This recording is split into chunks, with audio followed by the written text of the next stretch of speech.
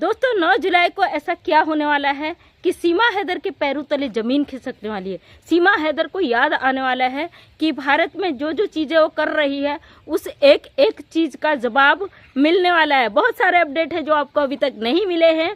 आप खुशी से झूम उठेंगे, जैसे अभी बता नहीं सकते, सॉरी, क्योंकि इसको अंदाजा भी नहीं है इसके साथ क्या होने वाला है। इसके ईंट का जवाब कितने बड़े पत्थर से मिलने वाला है, इस बात का इसको बिल्कुल भी इल्म नहीं है। जैसा कि आप लोग देख रहे हो, ये इतने कॉन्फिडेंट से बातों को रखती है, इतने कॉन्फिडेंटली ये चीज़ों को रखती है और इसे सपोर्ट करने वाली एक आती हो साध्वी।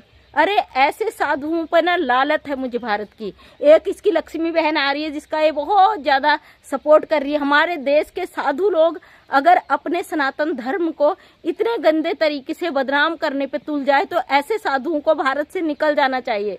साधुओं का फर्ज क्या होता है? अपना प्रमोशन कराने के लिए ये साध्वी बहन इस गंदी औरत के यहाँ जाती है जिसका खुद के अपने बच्चों को टारगेट की है, जो अपने पति को धोखा दी है, जो अपने मुल्क को धोखा दी है, उस औरत से सपोर्ट मांगने जाते हैं हमारे भारत के साधु जो प्रवचन करते हैं, जो सत्संग करते हैं। वो लोग जाते हैं इस महिला के साथ जो रबुपुरा में पूरा अपना बना चुकी है अड्डा। और जैसे कि आप लोग देख रहे हो, सीमा हैदर को 1 साल से ऊपर हो चुका है। इस बीच इसने अपने तार अंदर खाने जोड़ लिए हैं और सोशल मीडिया से अपनी एक ऐसी फैमिली बना ली अंदर खाने, जिससे इसको अंदर खाने सपोर्ट मिल रहा है। इसकी जो हिम्मत है वो बढ़ती जा रही है। और साथ साथ में आपने देखा होगा जो लप्पू जिसके मुंह से जबान नहीं निकलता था, उसके मुंह में 1.5 फीट लंबी जबान निकल गई। क्यों भाई? सोशल मीडिया की फैमिली के बदौलत आज ये दुनिया को चैलेंज कर रहे हैं। आज ये दिखा रहे हैं कि हम कितने परिपक्व हैं और भारत पर हम क्या कर सकते हैं।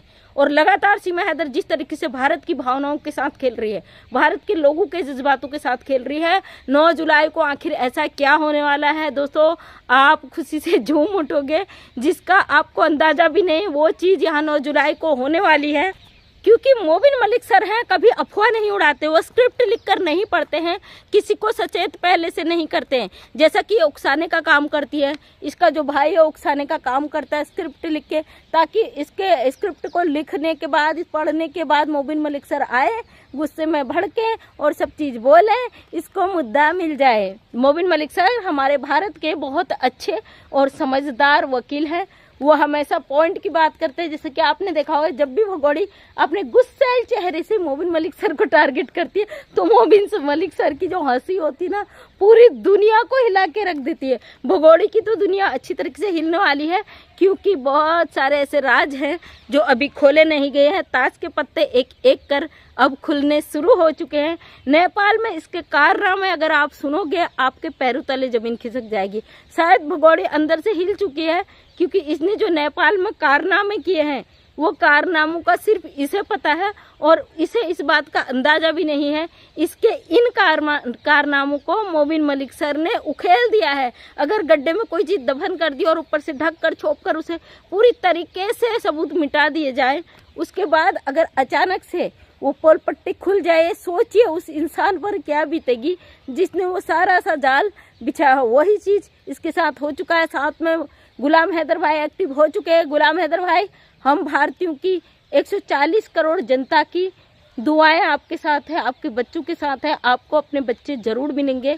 और क्योंकि भगोड़ी जिस तरीके से भारत के लोगों को चैलेंज कर रही है, लगातार ये उकसाने और भड़काने का काम कर रही है, और पब्लिक कब सड़कों पर उतर जाए इसका इल्म नहीं है इसे।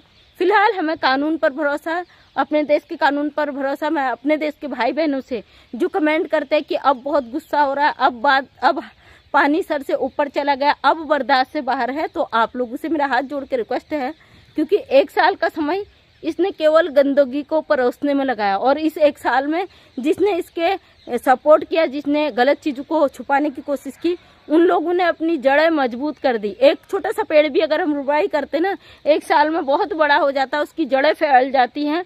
उस पेड़ को उखाड़ना बड़ा मुश्किल हो जाता है। उसको उखाड़ने के लिए उसकी जड़ों को काटना पड़ता है, खोदना पड़ता है, या एसिड जैसा कोई चीज़ उन जड़ों में डालना पड़ता है ताकि उस पेड़ को ऊपर तक सुखाया जाए। वही जड़ सीमा हैदर फैला चुकी है। सीमा हैदर भारत में आकर इसने वो जड़ें पूरी भारत में फैला चुकी हैं। और कुछ लोग इसको सपोर्ट करते जो इसकी मेंटेलिटी के हैं, जो गलत हैं, जो अपने देश के लिए गलत विचार रखते हैं, उन जड़ों को काट कर इस पेड़ को, जो सीमा हैदर नाम का पेड़ है, इसे सुखाने में कुछ समय लगेगा, लेकिन बहुत जल्दी, और ये हमारे देश से रफू चक्कर होगी।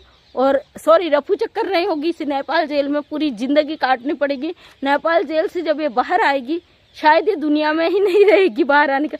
20 साल, 5 साल ये भारत की जेल में काटेगी, उसके बाद 20 साल ये नेपाल के जेल में काटेगी, जो इस पे धाराएं लगी है। और जो ये गुलाम हैदर के बच्चों को किडनैप करके लाई है, पाकिस्तान भी जाग चुका है, वहाँ से भी कई NGOs ने गुलाम हैदर के बच्चों की मांग कर दी है। अब चारों तरफ से हाहाकार मच चुका है, पूरी पब्लिक चाहती है गुलाम हैदर को उसके बच्चे मिले। और हमारे भारत की जनसंख्या, जो कुछ लोगों ने मुझे पाकिस्तान से कमेंट किया था, सरकार ही सीमा हैदर को सपोर्ट कर रही है, आप कुछ नहीं कर पा रहे, तो सॉरी, हमारे करने का कुछ नहीं है, आपको करना चाहिए था। लेकिन पाकिस्तान से कई भाई बहन जानते हैं कि ये जिस तरीके से महिला आई है, धोखा दे के आई, धोखाधड़ी करके आई है, इसको अभी उखाड़ फेंकने में थोड़ा सा समय लगेगा। 9 जुलाई को फिर से गुलाम हैदर को हमारे कोर्ट ने बुलाया है। हमारे मोबिन मलिक सर जी ने निमंत्रण दिया था, गुलाम हैदर को स्पॉन्सर किया था। उसके तहत गुलाम हैदर भाई इतने पढ़े लिखे नहीं हैं, उनको जानकारी नहीं थी कि ये स्पॉन्सर है, वीजे का वो नहीं है, तो उनको लगा था वीज़ा मिल गया है, तो अभी स्पॉन्सर हुआ है, लेकिन वीज़ा नहीं मिला है। बहुत जल्दी गुलाम हैदर भाई को वीज़ा मिल जाएगा, भगोड़ी के पैरों तले ज़मीन खिसक जाएगी, क्योंकि इसे खुद भी पता नहीं है गुलाम हैदर भारत की धरती में कब पैर रख चुका है। ये गुलाम हैदर को खुद भी पता नहीं चलेगा। जैसे कि मोबिन मलिक सर ने कहा था, जब गुलाम हैदर भारत आएगा उसको भी एक दिन पहले बताया जाएगा, और सीधे वो फ्लैट में बैठ के भारत की धरती पे गुलाम हैदर भाई आ जाएंगे। और भगोड़ी जब देखेगी तो भगोड़ी को आ जाएगा हार्ट अटैक, क्योंकि भैया ये जितने कॉन्फिडेंटली बोलती है, जितने कॉन्फिडेंटली ये लोगों को गालियां देती है, इसको अब बहुत जल्दी पता चल जाएगा भारत के लोग, भारत का कानून कितना अच्छा है। और भारत का जो कानून है वो ये कहती ना, मुझे भरोसा है भारत पर, मेरे बच्चे नहीं छीने जाएंगे। तू रोती धोती ड्रामा करती ही अच्छी लगती है, और ये ड्रामा अब तेरा खत्म होने वाला है बहुत जल्दी। तू जेल में सड़ेगी, और उस जेल में तेरा स्वागत करने हम लोग आएंगे, अच्छा सा स्वागत जैसे तू करती ना। और उन औरतों से कहती, भैया साधु संत के नाम पर आप लालच हो, क्योंकि साधु संत ऐसे नहीं होते। साधु संत को इतना लालच नहीं होता कि वो अपना चैनल का प्रमोशन करवाने के लिए, अपना चैनल प्रमोट करवाने के लिए ऐसी गंदी महिलाओं का सहारा ले, जो खुद अपने परिवार को धोखा दे चुकी है, अपने मुल्क को धोखा दे चुकी है। क्या नाम कहा था इनका? लक्ष्मी। वाह वाह वाह वाह, नाम से तो तुम लक्ष्मी कहते ना, जिस घर में कदम पड़ते हैं तो वहाँ किसी चीज़ की कमी नहीं रहती। तो लक्ष्मी मैडम साध्वी हो आप अपने सत्संग करती और उनमें अच्छी अच्छी बातें कहती, लेकिन आप 4 बच्चों की माँ को, जो मुस्लिम समाज के, उसे हिंदू में आने का जो दावा करती है, तो आप अपने सनातन धर्म पर धब्बा हो। शर्म आती मुझे कि आप हमारे भारत की साध्वी हो। लानत है आप जैसी महिलाओं पर। थोड़ा सा शर्म कर लेती, चैनल तो अपने दम पर भी चला लेती। उसके लिए इतनी गंदी, इतनी गिरी हुई औरत का सहारा लेने की तुम्हें क्या ज़रूरत पड़ गई थी? हम भारतीय तुम्हें सपोर्ट वैसे भी करते, भारतीय से रिक्वेस्ट करती, गई भी तो सपोर्ट मांगने किससे? जो इनलीगल महिला हमारे देश में खुद घुसकर आई है, जो खुद हमारे भारतीयों को धमकी देती है। तो शर्म आती मुझे आप जैसे सनातनियों पर, जो अपने देश के होकर इन गद्दारों का साथ देते हो।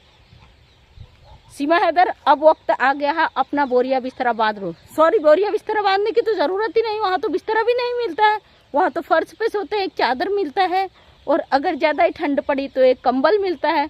बेटा एसी में जो गर्मी में रह रहे हो ना, वहाँ आग उगलने वाली एसी मिलेगी। तिहाड़ जेल का नाम सुना है कभी?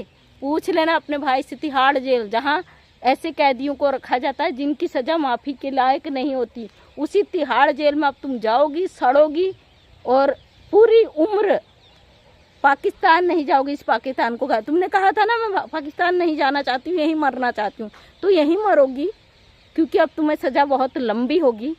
और पाकिस्तान भी तुम्हें रखना नहीं चाहता, और भारत भी तुम्हें रखना नहीं चाहता। केवल 5 साल तुम्हारी ज़िंदगी का एक एक पल बीतेगा कि तुमने क्या किया अपने देश के साथ, अपने मुल्क के साथ और भारत के साथ। उसके बाद जब तुम नेपाल जाओगी, वहाँ की गवर्नमेंट तुम्हें अच्छे से सुधारेगी कि क्या होता है दूसरे मुल्क के साथ धोखाधड़ी करने का हो। 3 देशों की पुलिस इसके पीछे पड़ चुकी है, 3 देशों का कानून इसने तोड़ा है, 3 देशों को इसने धोखा दिया है। बाकी देखते हैं अंजाम बहुत जल्दी इसका आएगा, क्योंकि अंत बहुत बुरा होता है ऐसे लोगों का। और जो लोग इसका साथ दे रहे हैं वो लोग भी अपने आँख कान खोल लीजिए, क्योंकि अब आपके पास भी पछताने का समय नहीं है। जितना लगातार भगोड़ी नाच रही ना, जितने दिन नाच सकती नाच रहे, तेरा नाच अब खत्म होने वाला है। तो थैंक यू सो मच दोस्तों। मैं मंजू विश्वकर्मा हल्द्वानी उत्तराखंड से छोटी सी समाज सेविका अपने वीडियो के माध्यम से हमेशा समाज में सच दिखाने की कोशिश करती हूँ। उम्मीद करती हूँ वीडियो पसंद आया होगा। अगर पसंद आया तो लाइक शेयर कमेंट करें। नेक्स्ट टाइम मेरी वीडियो देखना चाहते हैं तो चैनल को सब्सक्राइब करें। थैंक यू सो मच, तहे दिल से धन्यवाद।